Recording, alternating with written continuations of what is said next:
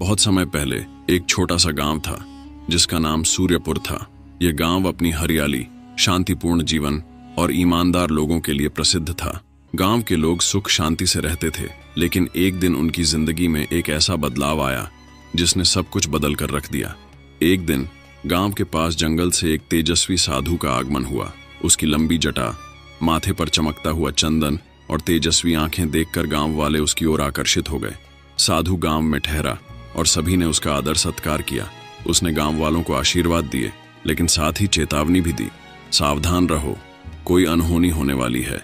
अगर तुमने प्रकृति का अपमान किया तो विनाश निश्चित है। गांव वालों ने साधु की बात को गंभीरता से लिया, लेकिन कुछ समय बाद वे उसे भूल गए। गांव के मुखिया के बेटे ने एक दिन अपनी वीरता साबित करने के लिए जंगल में जाकर वहां के पुराने वटवृक्ष को काटने का निश्चय किया। उस वटवृक्ष के नीचे साधु ध्यान किया करते थे। जैसे ही उसने पेड़ काटा, जंगल में एक अजीब सी आवाज गूंजी और हवा थम गई। उसी क्षण साधु प्रकट हुआ और गुस्से में मुखिया के बेटे को श्राप दिया, जिस तरह तुमने इस वृक्ष को मारा है, उसी तरह इस गांव पर संकट छाएगा। 1 वर्ष के भीतर गांव का हर व्यक्ति अजीब सी मुसीबतों में घिर जाएगा। केवल वही बच सकता है जो अपने भीतर का सत्य समझे और उसे उजागर करे। साधु यह कहकर जंगल में गायब हो गया। साधु के जाने के बाद गांव में अजीब घटनाएं शुरू हो गईं। लोगों के घरों में आग लगने लगी, फसलें सूख गईं और गांव के बच्चे बीमार पड़ने लगे। ऐसा लगता था जैसे गांव पर कोई अभिशाप छा गया हो। गांव के लोग हताश होकर राजा विक्रमादित्य के पास गए। राजा ने उनकी समस्या सुनी और वचन दिया कि वह इस रहस्य को सुलझाएंगे। विक्रमादित्य ने अपना प्रसिद्ध बेताल बुलाया, जो कठिन पहेलियों और रहस्यों को सुलझाने में माहिर था। बेताल ने राजा से कहा, इस रहस्य को सुलझाने के लिए तुम्हें न केवल साधु के श्राप को समझना होगा, बल्कि यह भी जानना होगा कि इस घटना में एक बंदर और एक तोते की क्या भूमिका है। राजा चौंक गए। बंदर और तोता, इनका इस श्राप से क्या संबंध? राजा ने पूछा। बेताल मुस्कुराया और बोला, तुम्हें इन दोनों से जंगल में मिलना होगा, लेकिन सावधान रहना, हर उत्तर के पीछे एक नई पहेली छुपी होगी। राजा जंगल में गया, जहां उसे एक बूढ़ा बंदर मिला। वह बहुत चालाक लग रहा था। राजा ने उससे पूछा, बंदर, इस श्राप का सत्य क्या है? बंदर ने गहरी सांस ली और कहा, इस श्राप को तोड़ने का उत्तर तोता जानता है, लेकिन उससे पहले मुझे एक प्रश्न का उत्तर दो। अगर उत्तर सही हुआ तो मैं तुम्हें आगे का रास्ता बताऊंगा। राजा तैयार हो गया। बंदर ने पूछा, अगर किसी को सत्य बोलने के लिए बाध्य किया जाए तो क्या वह सच में सत्य बोलेगा या फिर केवल डर के कारण झूठ बोलेगा? राजा ने सोचा और मुस्कुराते हुए उत्तर दिया, सत्य वही बोल सकता है जो अपने भीतर के भय को मिटा चुका हो। अगर कोई भयभीत है तो सत्य भी उसके लिए झूठ बन जाता है। बंदर खुश हुआ और बोला, तुम सही हो राजा, अब जाओ और तोते से मिलो।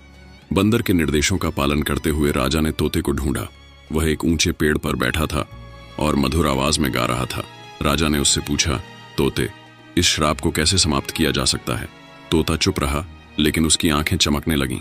उसने गहरी आवाज में कहा, यह जानने के लिए तुम्हें बेताल की दूसरी पहेली का सामना करना होगा। राजा वापस बेताल के पास गया। बेताल ने राजा को दूसरी पहेली दी, अगर साधु का श्राप सत्य है तो वह समाप्त कैसे होगा? क्या भय और सत्य एक साथ रह सकते हैं? राजा विक्रमादित्य बेताल की दूसरी पहेली सुनकर गहरे विचार में पड़ गया। उसने सोचा, भय और सत्य एक साथ कैसे रह सकते हैं? राजा को लगा कि इस प्रश्न का उत्तर साधु के श्राप और गांव की मुसीबतों को सुलझाने में मदद कर सकता है। राजा ने बेताल से पूछा, क्या इस प्रश्न का उत्तर जंगल के तोते और बंदर से जुड़ा है? बेताल मुस्कुराया और बोला, तुम्हारा मार्गदर्शन सही है, लेकिन याद रखो, सत्य तक पहुंचने के लिए तुम्हें अपने भीतर के भय का सामना करना होगा। राजा ने जंगल में वापस जाने का निश्चय किया। उसने तोते और बंदर को एक साथ बुलाया और उनसे श्राप के समाधान के बारे में पूछा। दोनों ने कहा, सत्य केवल वही जान सकता है जो अपने भीतर के अहंकार को त्याग दे। श्राप का समाधान साधु द्वारा दिए गए संकेतों में छिपा है। राजा ने गांव में जाकर साधु के शब्दों को याद किया, केवल वही बच सकता है जो अपने भीतर का सत्य समझे और उसे उजागर करे। राजा ने गांव वालों से कहा, हमें अपने भीतर झांक कर देखना होगा कि हमने कौन कौन से गलत कार्य किए हैं। यही हमारी मुसीबतों का कारण है। गांव के मुखिया ने अपनी गलती मानी और कहा, हमने अपनी वीरता और अहंकार के कारण साधु के वट वृक्ष को काटा। यह हमारी सबसे बड़ी भूल थी। गांव वालों ने भी स्वीकार किया कि उन्होंने प्रकृति का सम्मान करना छोड़ दिया था। जैसे ही गांव वालों ने अपनी गलती स्वीकार की, बेताल प्रकट हुआ। उसने राजा से कहा, अहंकार को त्यागने का निर्णय अच्छा है, लेकिन क्या केवल क्षमा मांगने से श्राप समाप्त हो जाएगा? बताओ, क्या प्रकृति और साधु को इस अपमान का कोई प्रतिकार नहीं चाहिए? राजा ने उत्तर दिया, क्षमा मांगने के साथ साथ हमें अपने कर्मों से अपने अपराधों का प्रायश्चित भी करना होगा।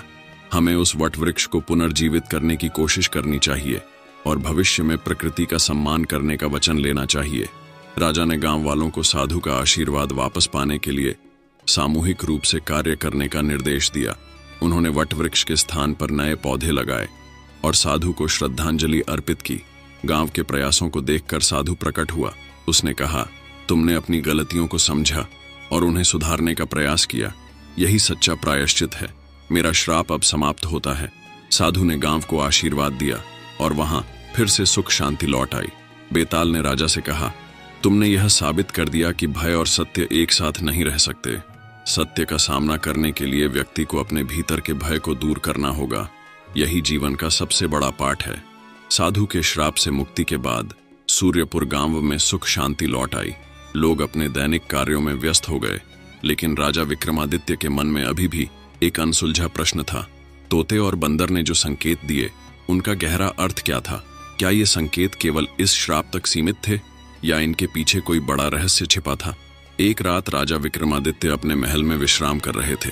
तभी बेताल प्रकट हुआ और बोला, राजन, श्राप तो समाप्त हो गया, लेकिन सत्य की यह यात्रा अभी अधूरी है। अब तुम्हें अपनी बुद्धिमत्ता और धैर्य की परीक्षा देनी होगी। क्या तुम तैयार हो? राजा ने दृढ़ता से उत्तर दिया, मैं हमेशा सत्य और न्याय की खोज के लिए तैयार हूं। बताओ, अगली चुनौती क्या है? बेताल ने कहा, गांव का श्राप समाप्त हुआ, लेकिन एक ऐसा राज्य है जो साधु और वटवृक्ष से भी पुराना है। इसे जानने के लिए तुम्हें 3 स्थानों की यात्रा करनी होगी।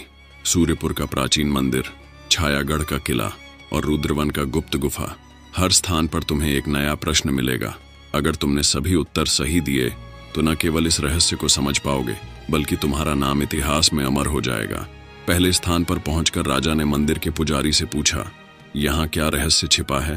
पुजारी ने राजा को एक पत्थर का शिलालेख दिखाया, जिस पर लिखा था, केवल वही सत्य तक पहुंचेगा जो अपने अतीत को स्वीकार कर वर्तमान को अपनाएगा। बेताल ने तुरंत प्रश्न किया, क्या कोई व्यक्ति अतीत को पूरी तरह से भुलाकर वर्तमान में जी सकता है?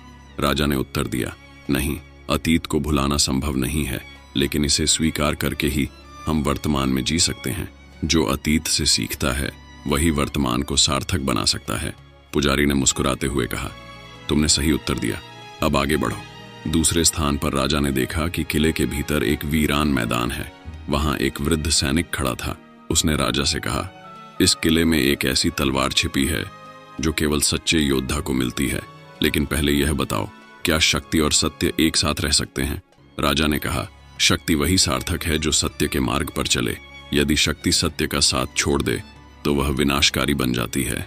वृद्ध सैनिक ने राजा को एक तलवार सौंपी और कहा, यह तलवार तुम्हारे साहस और सत्य की प्रतीक है। इसे अपने साथ रखो। अब जाओ, तुम्हें अंतिम स्थान पर जाना है। गुफा में घुसते ही राजा को चारों ओर अंधेरा और रहस्यमय वातावरण महसूस हुआ। वहां एक गूंजती हुई आवाज आई, यहाँ तुम्हारे धैर्य की परीक्षा होगी। अंतिम प्रश्न यह है, यदि सत्य और न्याय के बीच चयन करना पड़े तो तुम किसे चुनोगे? राजा ने गहरी सोच के बाद उत्तर दिया, सत्य और न्याय एक ही सिक्के के 2 पहलू हैं, लेकिन यदि मुझे चयन करना पड़े तो मैं न्याय को चुनूंगा। सत्य व्यक्तिगत हो सकता है, लेकिन न्याय हमेशा सभी के लिए समान होता है। गूंजती हुई आवाज शांत हो गई। तभी गुफा के भीतर एक चमकदार दीपक प्रकट हुआ। बेताल ने कहा, यह दीपक ज्ञान का प्रतीक है, इसे अपने साथ ले जाओ। अब तुम्हारे सभी प्रश्नों के उत्तर पूरे हो गए हैं। यह रहस्य समाप्त होता है। निष्कर्ष, इस यात्रा ने राजा विक्रमादित्य और गांव वालों को यह सिखाया, सत्य का मार्ग कठिन हो सकता है, लेकिन यह हमेशा समाधान की ओर ले जाता है। अतीत से सीखना और वर्तमान में जीना ही जीवन का सार है। शक्ति और सत्य का मेल समाज को समृद्धि और शांति प्रदान करता है। राजा विक्रमादित्य का यह साहसिक कार्य केवल एक कहानी नहीं, बल्कि हर व्यक्ति के लिए एक प्रेरणा बन गया। सत्य और न्याय की इस यात्रा को इतिहास में हमेशा याद किया जाएगा। धन्यवाद।